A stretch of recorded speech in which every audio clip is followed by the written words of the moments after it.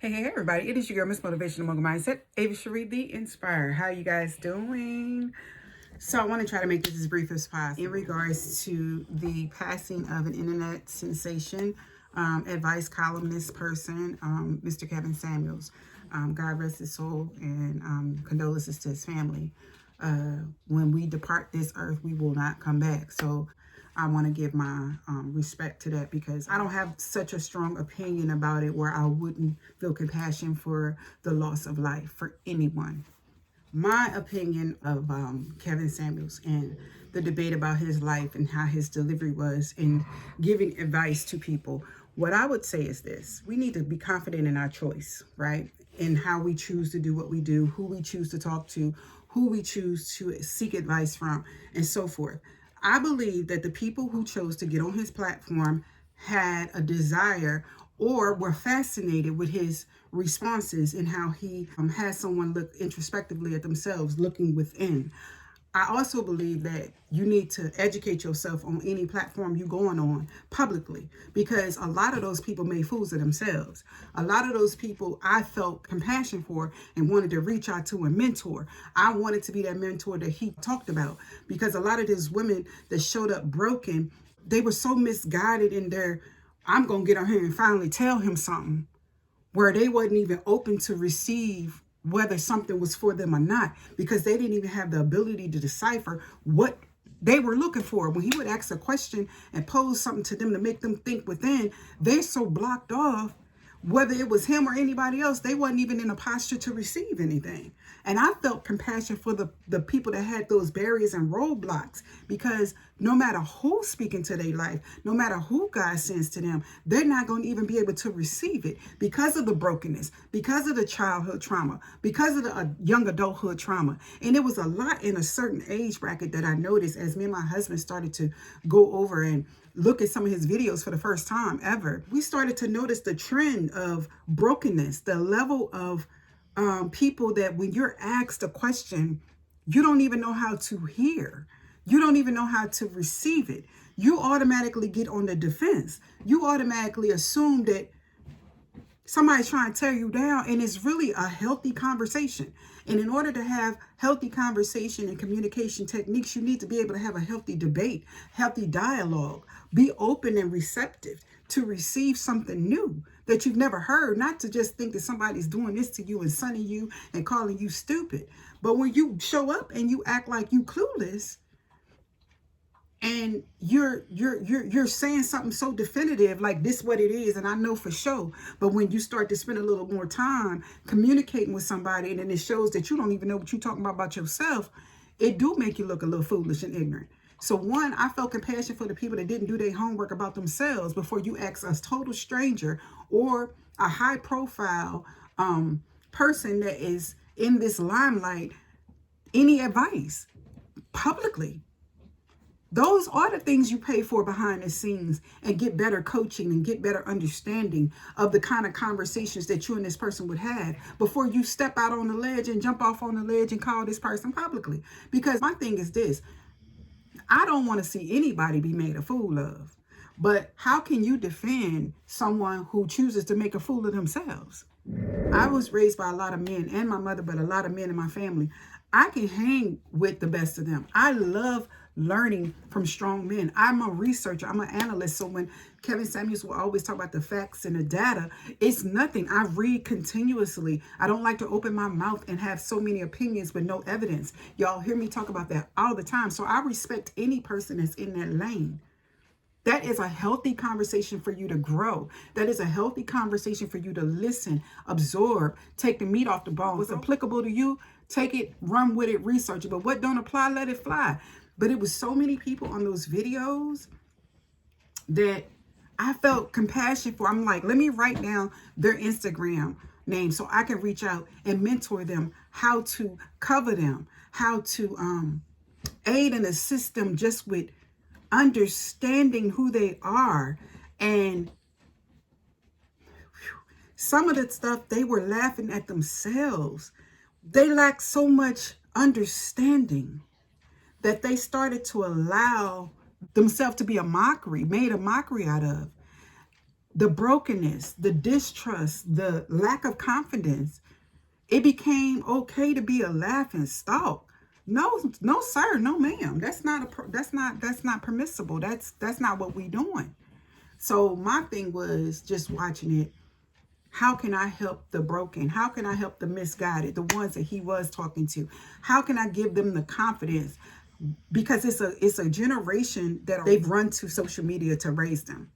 And you could tell the ones I'm talking about, some of the millennials, some of the Gen Zs, oh my God. Some of them have no clue as to what we're even talking about, because all they do is stay on the social platforms and stay on an electronic device that does not respond back to them, that does not create correction, that does not give them healthy debates and dialogue, that does not point out things and reference things about them where they can take it and learn and grow from it. They only doing one way, one-sided, to appear to be one way and one-sided, to appear to have all the knowledge. And a lot of times Kevin Samuel said that once he starts talking, there's no depth. And that's what a lot of women, in particular, he always talked about Black women, a lot of women don't have depth. They only have superficial layers. And so there is a thing that we all need mentorship.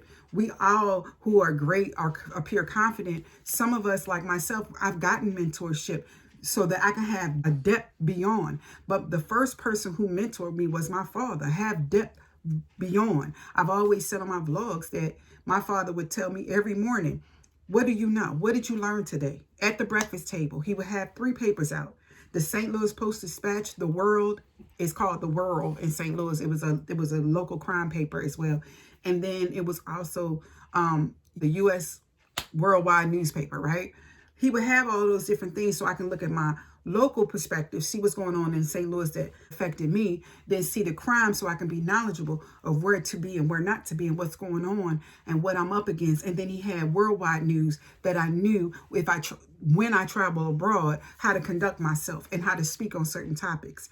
This was every morning. He had them all delivered to the house. So at the end of the day, I look at it like a lot of those women that were calling in that were mostly broken, damaged, or spoke from a place of presently damaged and broken, they haven't had no depth downpoured into them. There's no substance. It's just what you look like, how you look, getting a bag, worrying about your appearance all the time, speaking fast, slow to listen.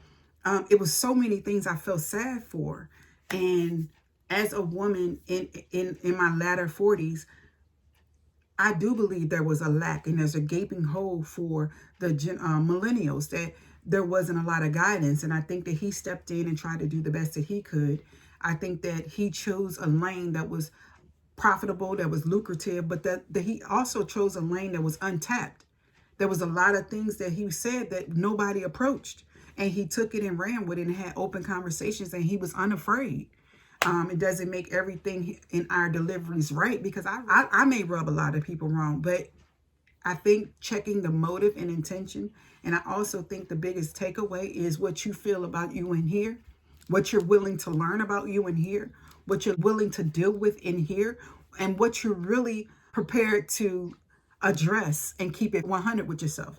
Again, I'm a realistic therapeutic approach clinician. So the first thing to do is to dissect and be real with yourself. Know your limitations before you hop on any platform. Also know your limitations, what you're willing to engage in and what's going to be exposed, and what platform you use socially.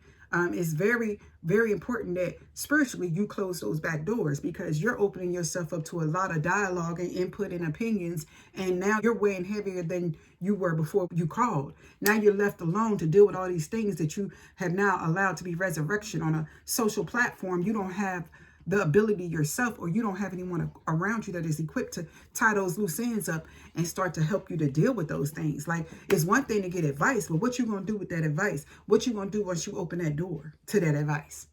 That's where I come in. So it's so many things that I've seen, and I just want you to be careful of who you allow to speak into your life, why you're allowing them to speak into your life, and what you're going to do with the information and how you're going to process it and how is it going to apply to your life. Because you could definitely set yourself up to lose or feel worse off when you're done with that advice. if you don't know yourself, if you don't know your weaknesses, if you don't empower your strengths, if you don't have people to pour into your strength, if you don't have the confidence to deal with these things, or if you don't have the confidence and self-esteem to deal with the embarrassment of being shut down or checked or exposed, what do? Go back in a corner? You're now up for many millions of people to view. What happens to that person? My heart ached for a couple of those women because I hope there was a wraparound. I hope some people reached out. I wished I would have, followed him a long time ago, because I probably would have joined one of those, or I would have intercepted and say, yo, homegirl, come over here so we can kind of put your arm on and prepare you for these kinds of conversations that you choose to get on these calls with. Like, y'all chose that. Like, I don't need to jump on the call with that, because I got to be in the right frame of mind too. It doesn't matter the education or experience. Sometimes you just got to be in the right frame of mind. Why put yourself through something unnecessarily? Sometimes I think people was just doing it for shits and giggles. Like, I really think they thought it was cute and funny to get on here with this person that would check you and, had high profile and social persona chopping you up. And it's not funny because he didn't just chop you up. He pulled some things out, and that's embarrassing if you ain't prepared to deal with it. All right, so that's my little splurge on it. Until next time, guys, love and God's peace to you all. Guard your heart, guard your mind, guard what you put in, and ask God to help you purge what is no longer serving you. All right, peace out.